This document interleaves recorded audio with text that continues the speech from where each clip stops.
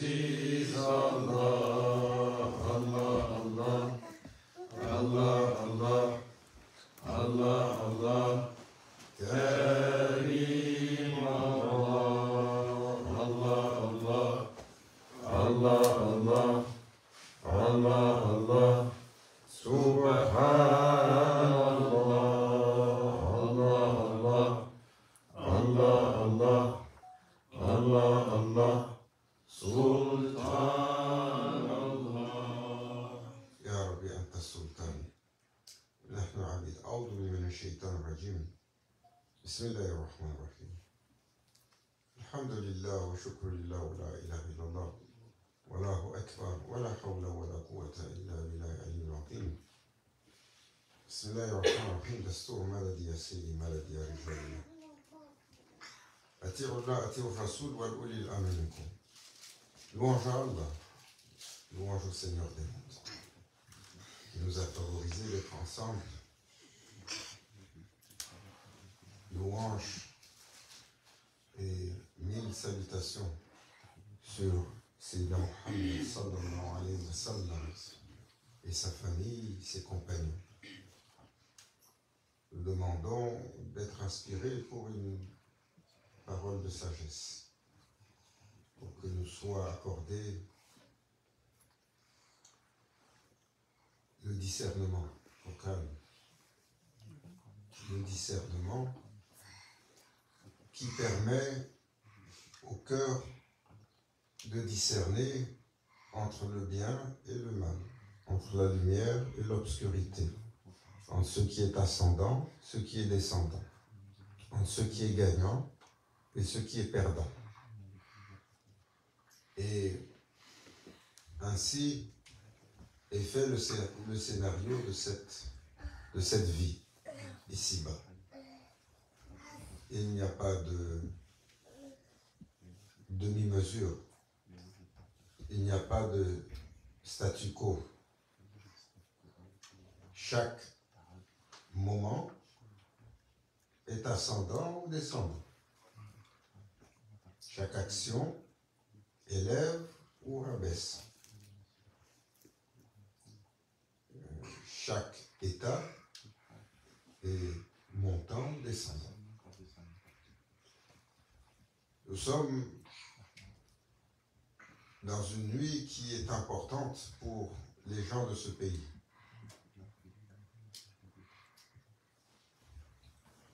Ici, ils disent c'est la nuit de Noël. Pour les musulmans, ça n'a pas plus d'importance que ça. Aujourd'hui, malheureusement, c'est devenu une fête.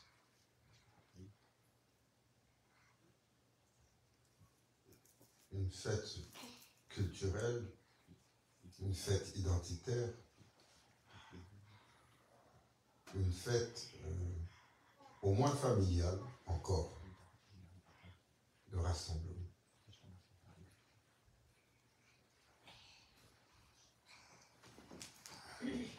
C'est Omar, alors qu'un jour il était en train de lire il avait des parchemins de Taurat, je pense, ou bien Injil. Je pense que c'est Taurat. Non, c'est un homme. Quand il a découvert le din et qu'il a accepté Allah comme Seigneur unique, il cherchait tout ce qui peut lui enseigner à propos d'Allah. Le prophète sallallahu alayhi wa sallam, il l'a trouvé, il était en train de lire et d'essayer de prendre la connaissance. Et il lui a dit, qu'est-ce que tu lis? J'ai eu ça avec les communautés qui sont avec nous. Il a dit, ce qui nous a été révélé contient tout ce que tu pourras trouver.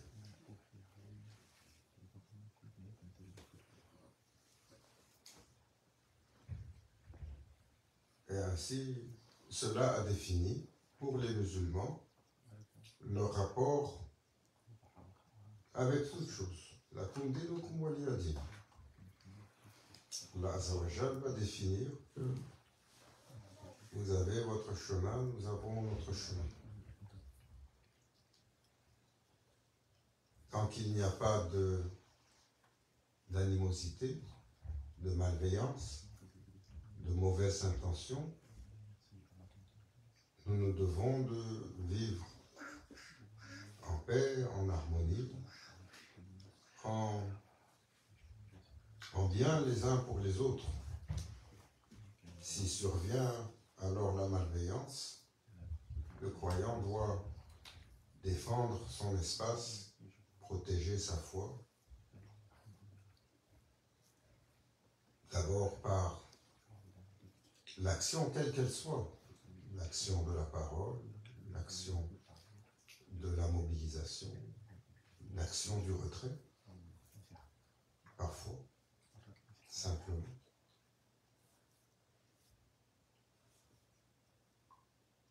Mais le croyant, lorsque vient le temps sacré, quel que soit ce temps sacré, il rentre en glorification pour son Seigneur. Et Allah Azza wa Jal nous a favorisés pour être ensemble, pour la glorification. Cette glorification, elle est si honorée chez Allah, si précieuse, si gagnante, car elle remet en place toute chose. L'humain, Allah Azza wa Jal, l'humain, il le décrit comme sur une pente glissante. Quand il dit Innal insana lafi khusr, décrit l'humain comme étant sur une pente qui est dangereuse, presque en perdition. Et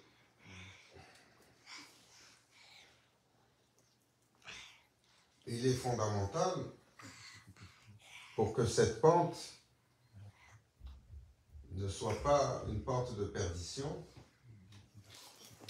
que le serviteur se tourne vers son Seigneur. Allah fait la différence entre ceux du discernement, ceux qui comprennent, qui ont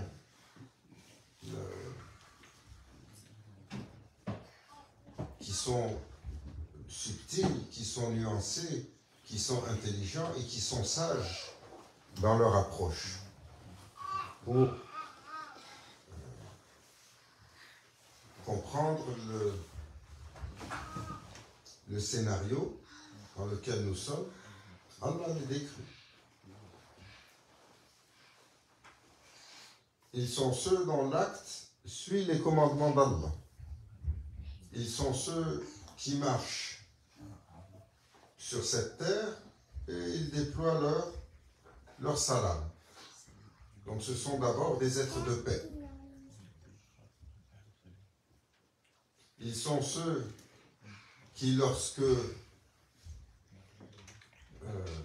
les autres s'endorment, sont en vigile avec leur Seigneur. Ils sont ceux qui, lorsque leur sont donnés le amana, quel qu'il soit, lorsque leur sont donnés le dépôt de confiance, ils le gardent avec honneur et ne le trahissent pas. Ils sont ceux, lorsqu'ils atteignent la limite du licite, de ce qui est pour eux haram ne rentrent pas dans ce sanctuaire interdit. Ils sont ceux, lorsque tous les appels de ce monde attirent les humains. Ils sont ceux qui se tournent vers leur Seigneur en rappel.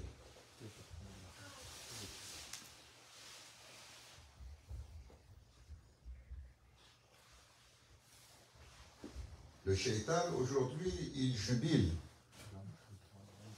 Pourquoi? Parce que les humains,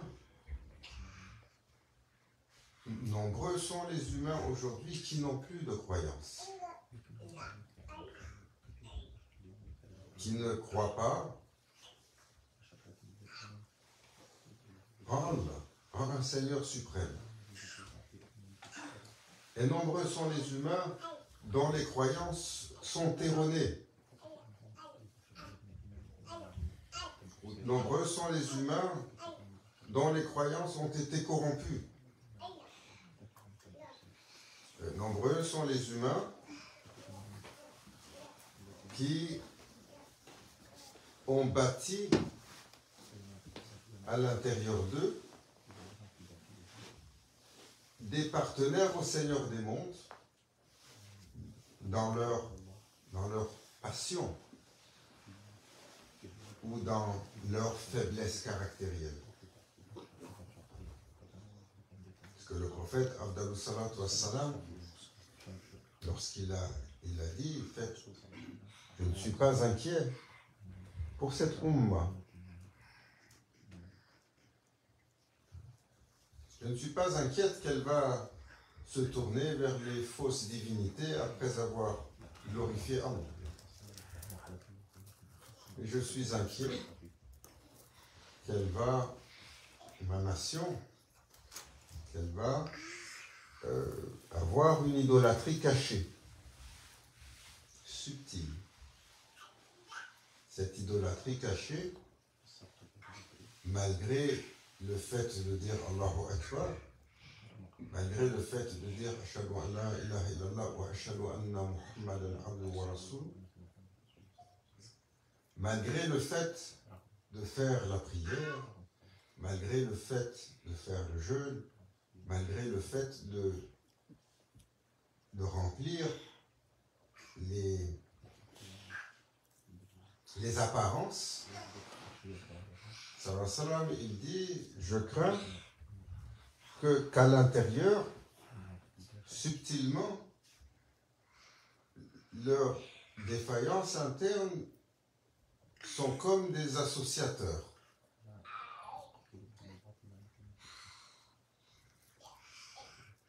Pour nous,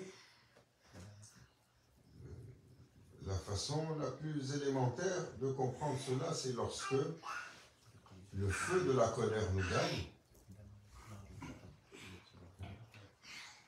Quand le feu de la colère nous gagne, tout le monde il est fâché, tout le monde est... Et il n'y a plus de raison.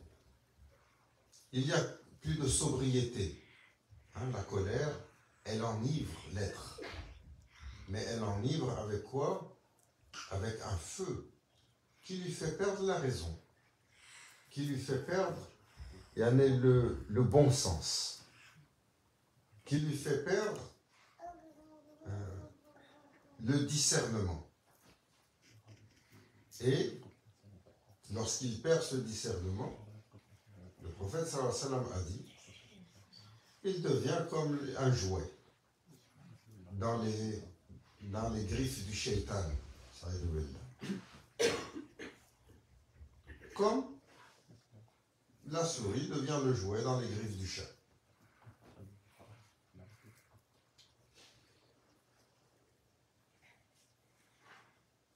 Et c'est un dommage important pour ces nations de s'être détournées de leur Seigneur. Je me souviens, Maulana Cheikh Nazim, il avait visité à plusieurs reprises les États-Unis. Et lorsqu'il visitait les États-Unis, il avait adressé les parlementaires, parce qu'il avait été invité au Capitole pour les adresser. Et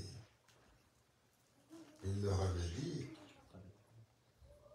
vous êtes une nation qui est censée suivre les enseignements de Sayyidina Isa alayhi salam, de Jésus, que la paix soit sur lui.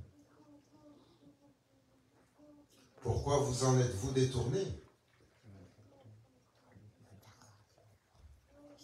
Pourquoi vos écoles n'enseignent pas à propos d'Allah?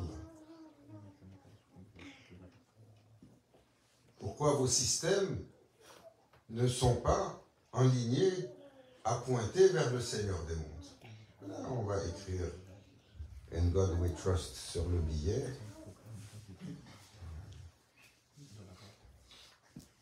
Alhamdulillah, c'est mieux que rien.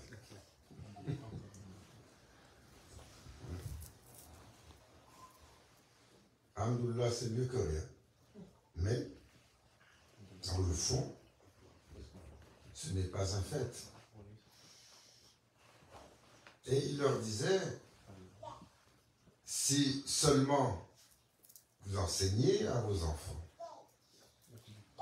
qu'ils sont des créatures, des serviteurs du Seigneur, vous seriez plus droit, vous seriez plus fort, et votre impact pour le monde serait beaucoup plus bénéfique.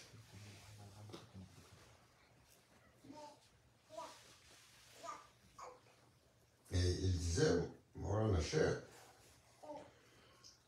lorsqu'il nous enseignait, il disait, il est mieux d'avoir des croyants qui sont en face de vous que des gens qui croient pas. Même si dans l'apparence, ceux qui ne croient pas ont l'air plus cool, plus démocrates. Il disait chez Allah, il nous expliquait une fois, il a dit chez Allah, il y a une... Parce que souvent quand on est en Occident, on est à droite, plus conservateur, ou on est à gauche, plus, en guillemets, libéral. Il nous disait, vous pensez que le libéralisme est une option parce que ils sont accommodants avec ils courtisent les communautés culturelles, les minorités visibles et tout ça. Il a dit chez Allah, c'est plus important les gens qui s'asseyent sur des principes qui découlent des cieux, même s'ils sont un peu plus difficiles. Parce qu'à être trop libéral, on finit par se défaire de tout principe qui procède des ordres divins. Ce que nous voyons à l'évidence aujourd'hui, on voit comment ça avance.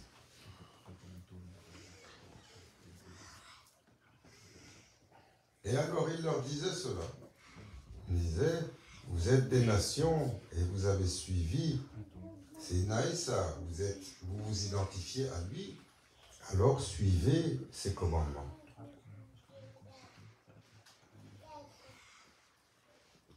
Et bon, c'est important pour nous.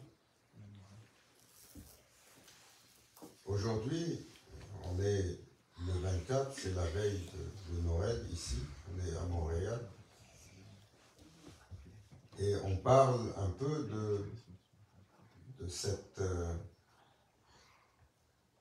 c'est devenu une fête qui est à propos de tout sauf Allah. s'entend là-dessus. Ça ne devrait pas nous toucher. Pour les musulmans, Noël, c'est la fête des chrétiens. Mais c'est important pour le musulman de prendre l'enseignement où il le trouve. Et particulièrement chez les Ahl al-Kitab, chez les gens du livre. Qui sont les gens du livre? Les chrétiens et leurs prédécesseurs, ou aujourd'hui, qui cohabitent avec nous, les juifs. Pourquoi c'est important de prendre une leçon chez eux? Hein? Parce que le prophète sallallahu alayhi wa sallam a dit: ma nation va suivre pas à pas les nations précédentes. Elle va s'égarer où ils se sont égarés. Elle va tomber dans les mêmes erreurs. Elle va passer par les mêmes dédales. Et il décrit pour montrer jusqu'à quel point on va les imiter. Et s'ils ils sont rentrés par le trou où un lézard est passé, ma nation aussi va suivre le même trou.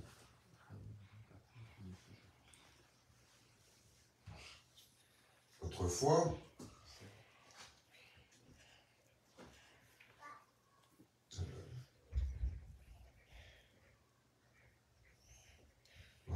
Mawlana Cheikh Nazim, il leur disait, le dîn, c'est un état de vivre. Pourquoi vous sortez le dîn juste quand il y a des naissances, quand il y a des mariages et quand il y a des décès?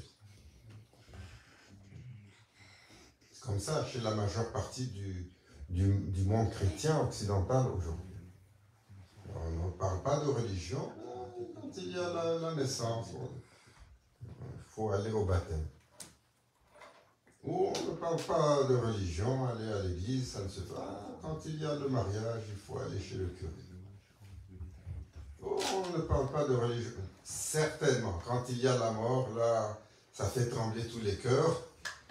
On va se rassembler. Et vous avez vu les musulmans aujourd'hui?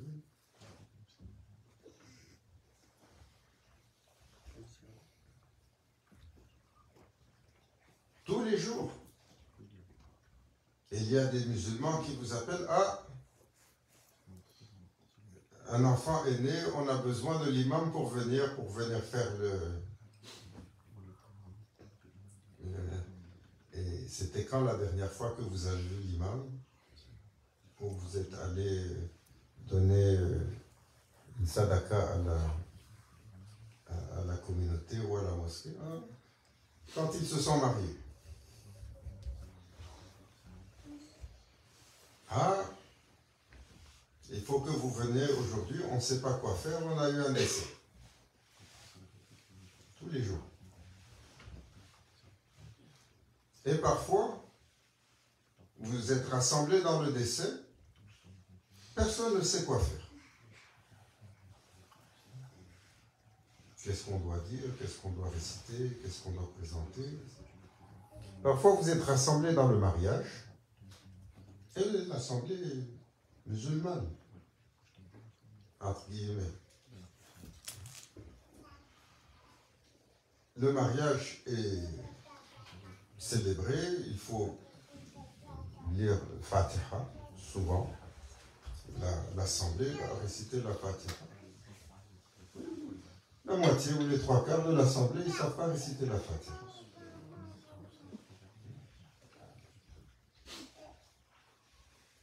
Une fois,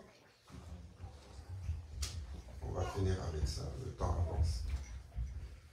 Mawlana Cheikh Hicham,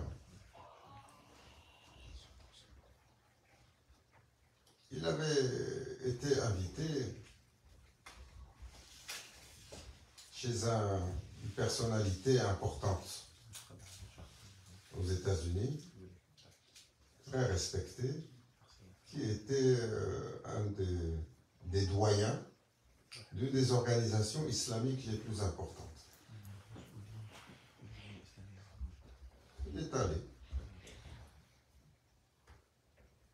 Et quand il rentre dans la maison, personne importante, il y a quelques invités.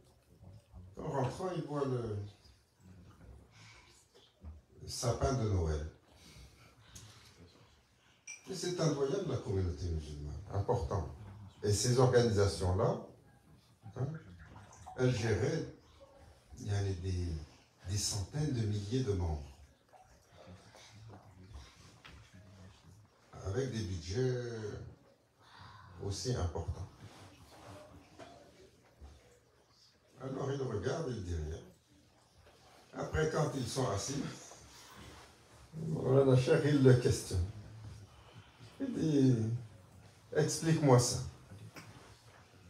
Ah, cheikh, ça c'est pour faire plaisir aux enfants. Vous savez, on est dans ce pays, ça les attire parce que c'est beau et tout ça, ça fait partie de la culture locale.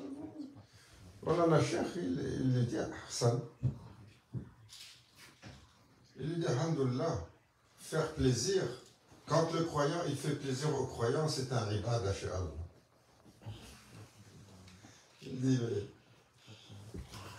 les enfants sont là. Oui, ils sont là, il les appelle. Alors il dit, permets-moi de leur parler, de leur parler. Il dit, Hassan. Alors il questionne les enfants, il dit, qu'est-ce que c'est que ça? Cher, c'est le sapin de Noël. Elle dit, mais moi je ne connais pas ça. Vous pouvez me dire, c'est pourquoi on a fait, il joue un peu. Alors ils disent, oh cher, tu sais pas, il y en a un qui dit comme ça, oh cher, tu sais pas. Il dit, non, mais ça c'est pour Noël. Il dit, oui, c'est pour Noël. Noël, c'est quoi? Eh cher, tu sais pas, c'est quoi Noël? Il y en a un qui était perspicace, un des enfants. Il dit, Noël, c'est la naissance de Jésus.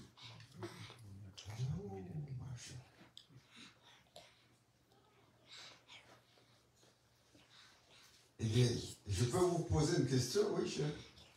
Il dit, c'est quand la naissance de Mohammed sallallahu alayhi wa sallam?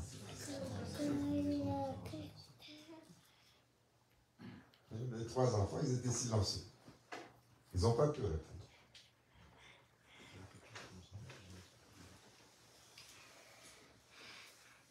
Parce que nous suivons.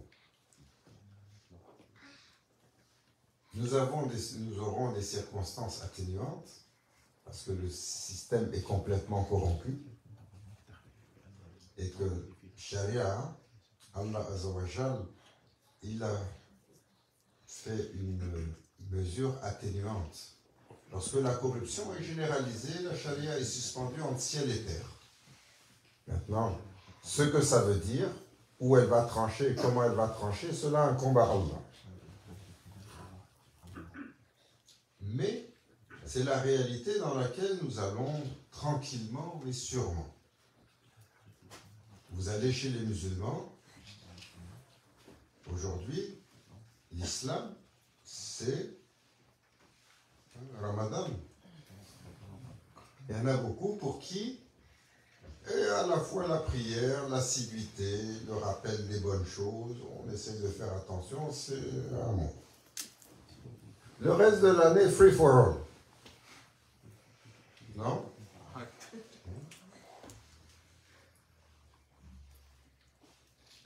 C'est bien, c'est mieux que rien. Mais ça traduit ce qui nous arrive tranquillement, mais sûrement.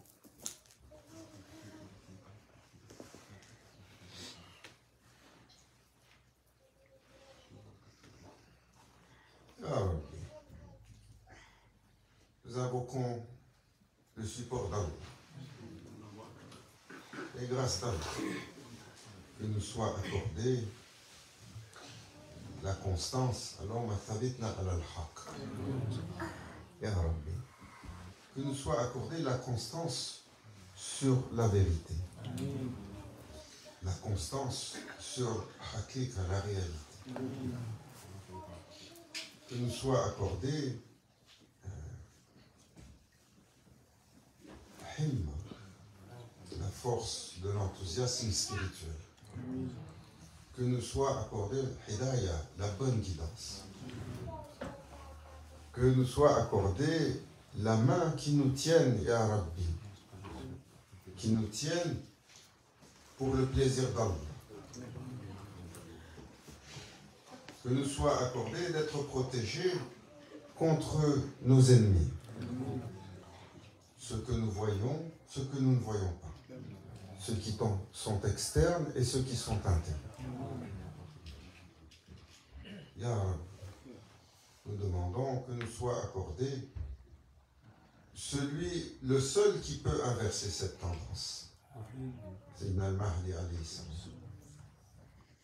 Car nous savons, sur la parole du prophète sallallahu alayhi wa sallam, que la descente ne peut être arrêtée que par l'arrivée de Sayyidina Al-Mahdi alayhi salam. Ya Rabbi, accorde-nous de voir cette arrivée pour arrêter l'obscurité, le dhulm, l'oppression, pour que nous puissions témoigner, Ya Rabbi, de ce jour où le nom d'Allah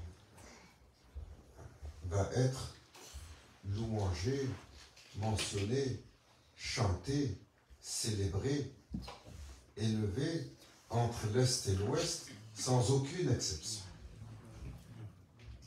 Et le jour où la louange du prophète sallallahu alayhi wa sallam couvrira toutes les lèvres, sans exception. Qu'Allah nous accorde ce jour d'en témoigner.